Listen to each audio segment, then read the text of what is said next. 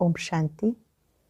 आज 17 फरवरी 2022 के साकार मधुर महावाक्य हैं। आज सतगुरुवार, परम सतगुरु के वरद हस्त से विशेष शक्तियां पाने का दिन और सबको वरदान बांटने का दिन है। जिन्हें भी हम इन स्थूल नेत्रों से देखेंगे या मन की आंखों से देखेंगे, हर एक को दिल से शुभ भावनाओं का वरदान देना है और स्वयं बाबा से दृष्टि लेते हुए बहुत सुंदर वरदान प्राप्त करेंगे कि मैं बाप समान स्नेही आत्मा हूँ। जैसे बाबा हर बच्चे से बहुत प्यार करते हैं, बाबा उस स्नेह में बच्चों की कमी को देख नहीं सकते। हम बच्चों का भी फर्ज है उस स्नेह के रिटर्न में हम खुद को टर्न कर लें। बच्चे पूछते हैं, बाबा हम आपके प्यार का रिटर्न क्या दें? बाबा कहते, भक्त आत्माएं तो सिर उतार कर रखने के लिए तैयार हो जाती हैं। आप रावण का सिर उतार दो, अर्थात अपनी कमजोरियों का सिर उतार दो, कमजोरियों का त्याग करो। बाबा अपने हर बच्चे को संपन्न और संपूर्ण देखना चाहते हैं, तो खुशी खुशी से हमें अपनी कमजोरियों का त्याग करना है। जो आत्माएं हर दृश्य को साक्षी होकर देखती हैं, वही बाप के साथ का अनुभव कर सकती हैं।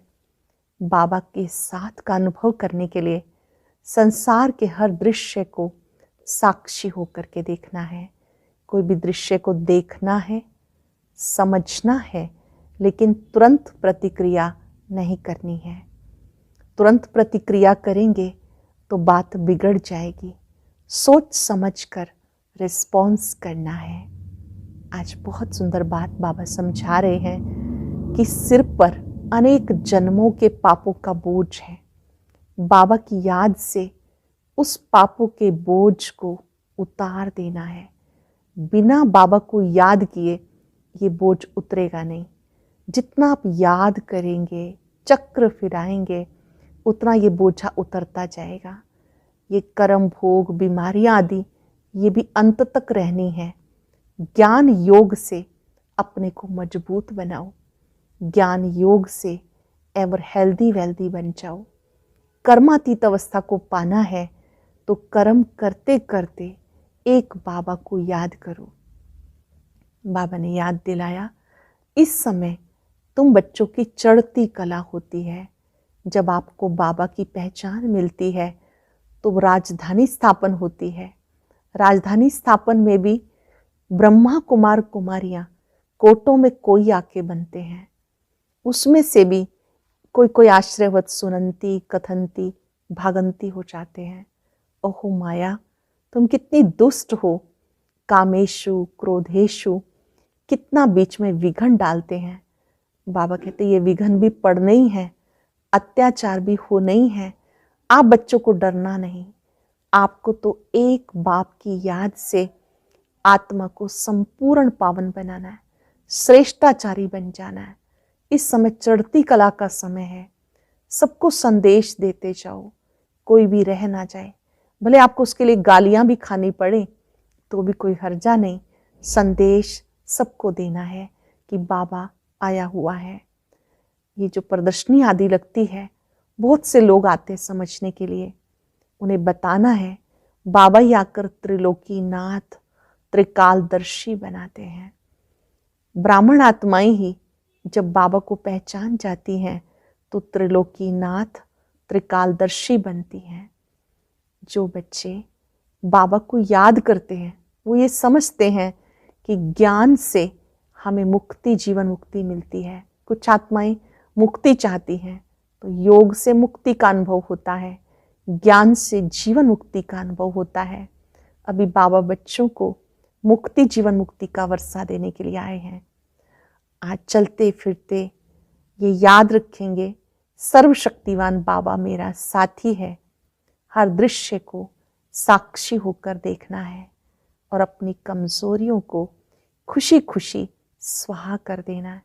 अन्य आत्माओं को वरदान बांटेंगे, बाप के स्नेही भव। अब सुनते हैं मुरली विस्तार से राजयोगिनी बड़े दीदी से। ओम शांति। Good morning. बाबा कहते मीठे बच्चे, सिर पर विकर्मों का बोझा बहुत है, इसलिए अब तक शारीरिक बीमारियां आती जाती हैं। जब कर्मातीत बनेंगे तो कर्म बहुत चुकतू हो जाएंगे।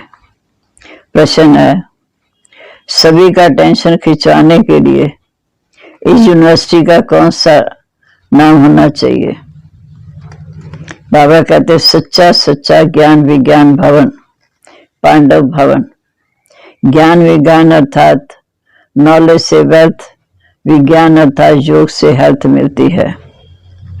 121 जन्मों के लिए तो तुम बच्चों को, मनुष्य को मुक्ति, जीवन मुक्ति देने के लिए ज्ञान विज्ञान की प्रदर्शनी लगानी चाहिए।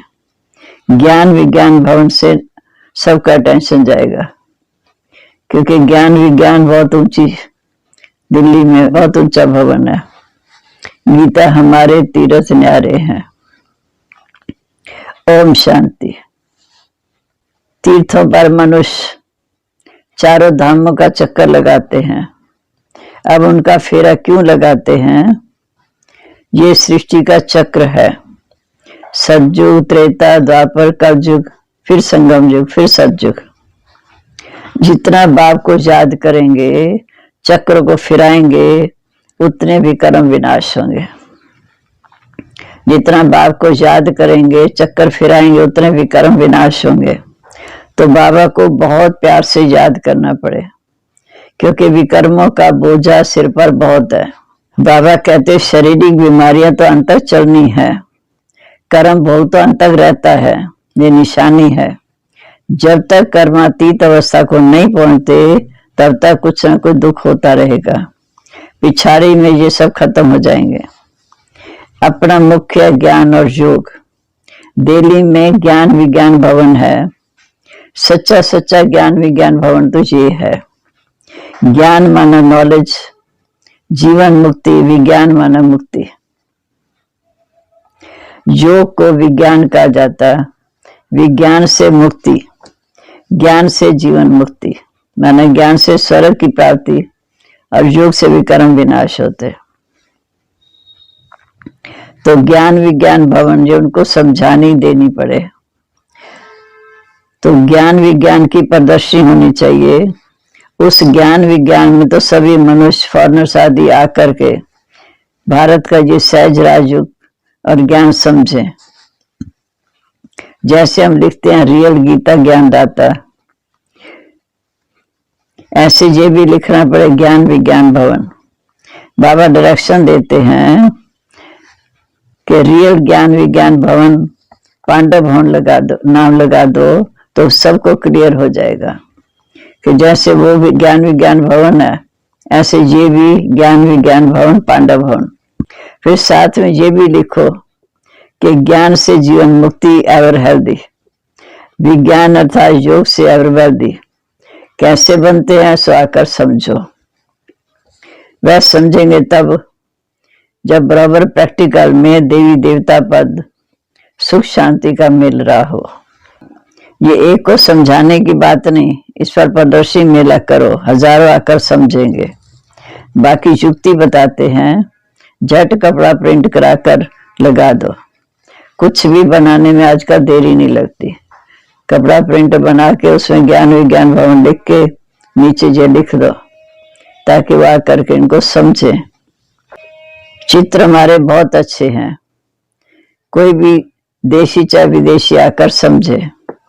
बाबा कहते सृष्टि का चक्कर भी बहुत बड़ा होना चाहिए। सिद्ध करना है कि शिव बाबा ब्रह्मा द्वारा स्थापना, ये ब्राह्मण ही पुनर्जन्म में आते हैं, ब्राह्मण ही सो देवता बनते हैं, सो क्षत्रिय बनते हैं।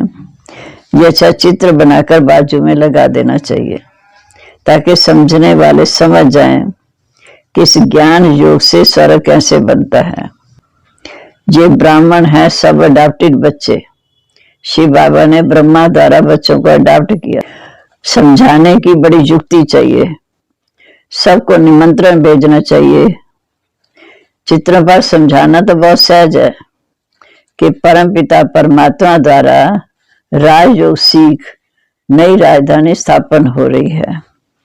ये ब्रह्मा कुमार कुमारियां कोटों में कौन बनते हैं, इनमें भी कई सुनते हैं, सुनाते हैं, फिर चले भी जाते हैं।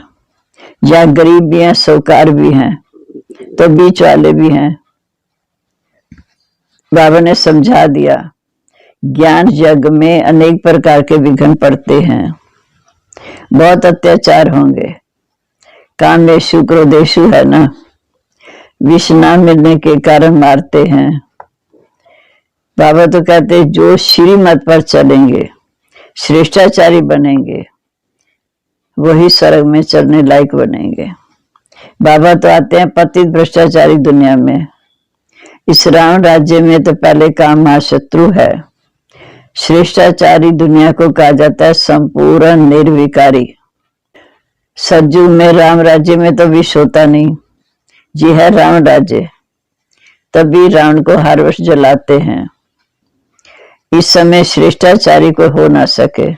श्रेष्ठाचारी बनाना ही परमात्मा का ही काम है। स्वर्ग में तो है वायसरस्वर निर्विकारी दुनिया। अब तुम राज्य लेते हो योग बल से। रावण का खात्मा जब होना है, अव्यय संगम, इस समय तुम संपूर्ण बन रहे हो। सज्जू की जब आद होती तब एक विकारी हो ना सके। सज्जुग में तो एक भी विकारी आत्मा हो ना सके। संगम पर दोनों है, एक तरफ निर्विकारी बन रहे हैं और एक तरफ विकारी हैं। मैला पानी और सफेद पानी होता है ना, उनका भी संगम कहा जाता। मैला जब चला जाएगा फिर देखने में भी नहीं आएगा। ऐसे हम जब सतयुग में आ जाएंगे तो ये चीजें देखने में भी नहीं आएंगी। अभी दुनिया का भी संगम है, आत्मा और परमात्मा का भी संगम है। बाकी नदी और सागर का संगम तो परंपरा से चला आया। सतयुग से लेकर नदियां तो चलती आई हैं, सागर से निकलती हैं। नदी तो सागर में पड़ेगी ना। बाकी पानी का फर्क तो रहता है कि वहां तो पानी बड़ा स्वच्छ होगा। बाप के सिवाय कोई भी मनुष्य त्रिकालदर्शी त्रिलोकीनाथ हो नहीं सकता। बाप के सिवाय कोई भी मनुष्य त्रिकालदर्शी त्रिलोकीनाथ नहीं बन सकता। त्रिकालदर्शी त्रिलोकीनाथ तो बच्चे बनते हो, क्योंकि तुम हमें बाबा ने तीनों कालों का, तीनों लोकों का ज्ञान दिया है। कृष्ण को भी त्रिकालदर्शी नहीं कह सकते। तीनों कालों को जानने वाला एक ही बाप है। त्रिलोकीनाथ त्रिकालदर्शी सिवाय परमपिता परमात्मा के दूसरा कोई हो नहीं सकता। लक्ष्मी नारायण को तो तीनों लोकों, तीनों कालों का ज्ञान ही नहीं, क्योंकि वह तो प्रलब्ध भोग रहे हैं, बहुत अपने सुखी है, मस्त है, आजाद है। आत्मदंत का उनको ज्ञान नहीं। अभी तो हमारे पास सब ज्ञान है। त्रिलोकी का भी ज्ञान है। बाबा का भी टाइटल वह ब्राह्मणों को ही मिल सकता है। त्रिकालदर्शी त्रिलोकीनाथ ये टाइटल ब्राह्मण बच्चों को मिल सकता है, देवताओं को भी ये ज्ञान नहीं। तुम बहुत ऊंचे हो। जो बच्चे अपने को त्रिकालदर्शी त्रिलोकीनाथ समझते हैं, वह दूसरों को भी आप समान बनाने में बिजी होंगे। सबको निमंत्रण देना चाहिए। हर धर्म वालों को लिखना चाहिए कि ज्ञान विज्ञान से हेल्थ वेल्थ कैसे मिलती है, आकर समझो। दिल्ली में ज्ञान विज्ञान भवन में ये चीज हो तो कितने फॉरेनर्स आके इस नॉलेज को ले लें।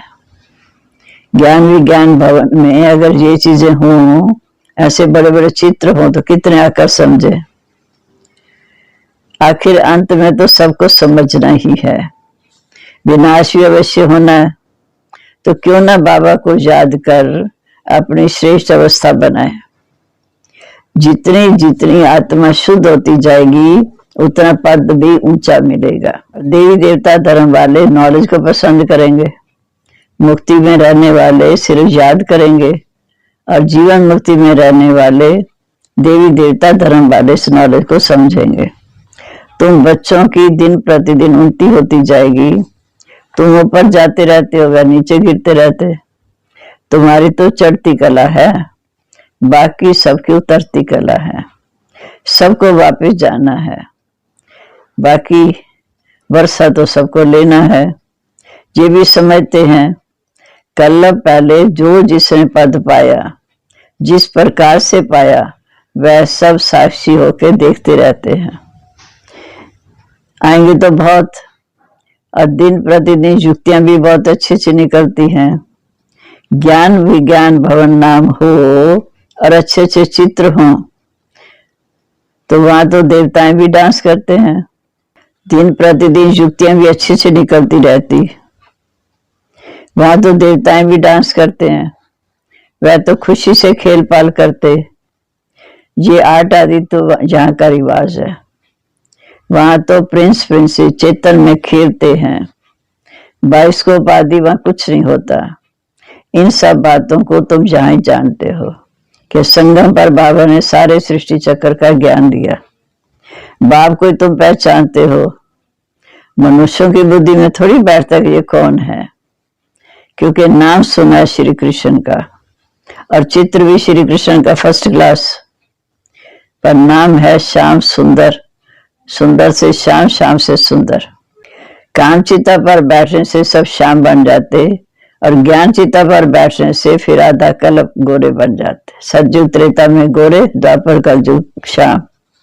बुद्धि में आना चाहिए कि सतयुग में 21 जन्म हम सुंदर थे, फिर कामचिता पर बैठ भिन्न नाम रूप में आकर श्याम बने।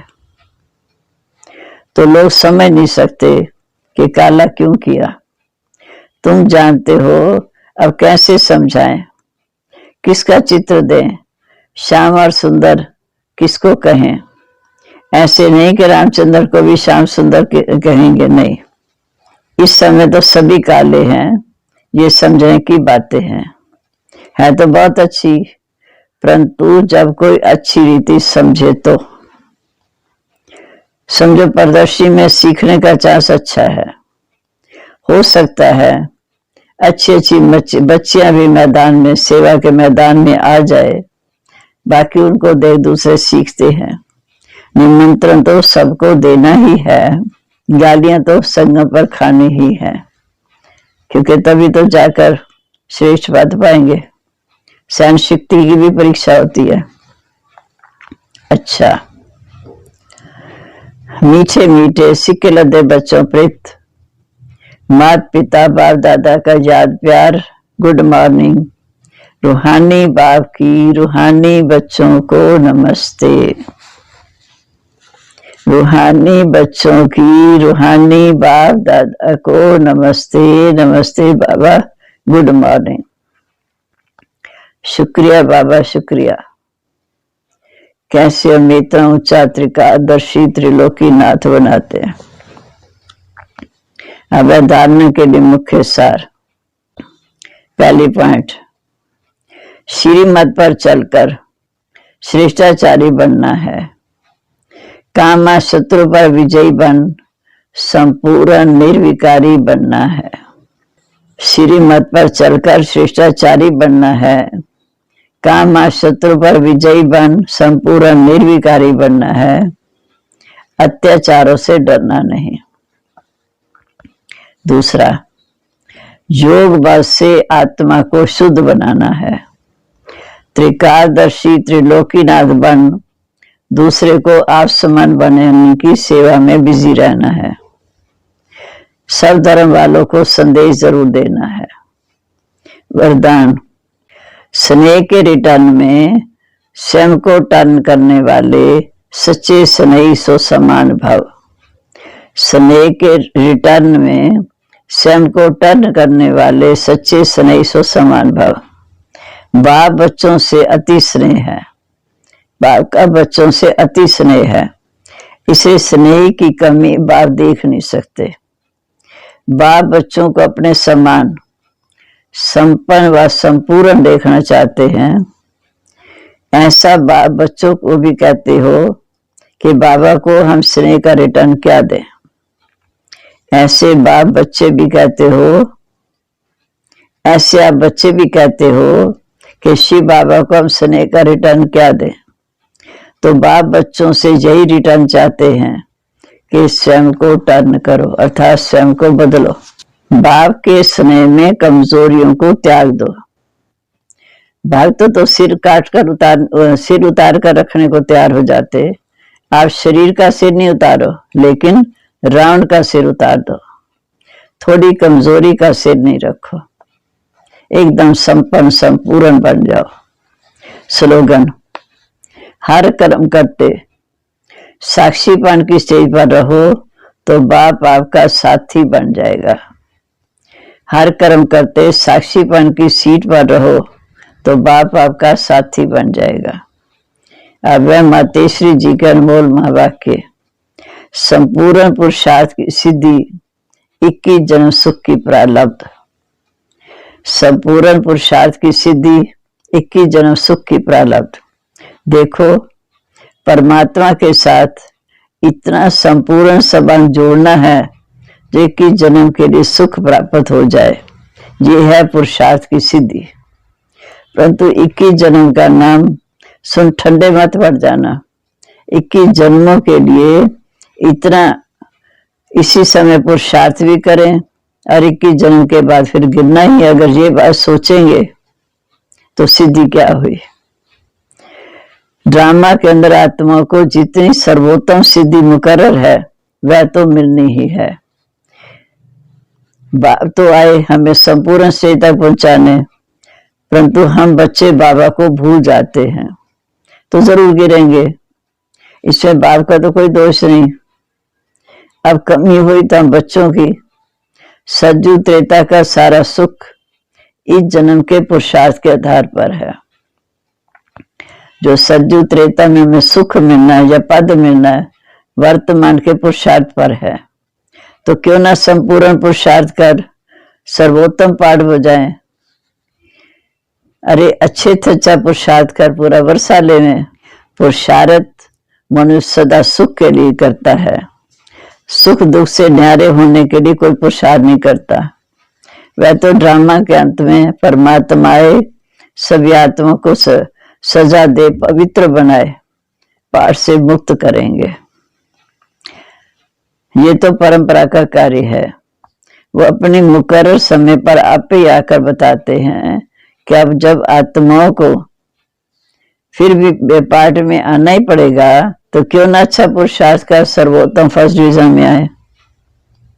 जब हमें चक्कर में आना ही है तो क्यों ना पुरुषार्थ कर सर्वोत्तम पाठ बजाएं।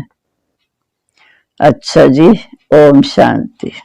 और अब सुनते हैं आज का अव्यक्त ज्ञान मोती। ये एक बहुत संस्कारितापूर्ण वीडियो है, जरूर देखें, कोई भी मिस ना करे।